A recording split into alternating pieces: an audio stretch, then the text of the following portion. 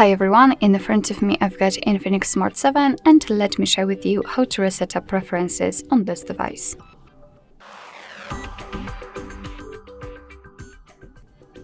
So first of all, we have to enter the settings, let's tap on it and then scroll down to the very bottom to find the system.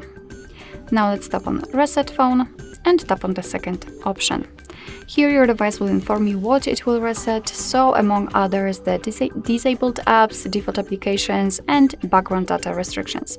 What's more, no worries, you won't lose any of data, so simply tap on Reset Apps and basically this is it. This is how to reset up preferences in this device. Thank you so much for watching. I hope that this video was helpful, and if it was, please hit the subscribe button and leave the thumbs up.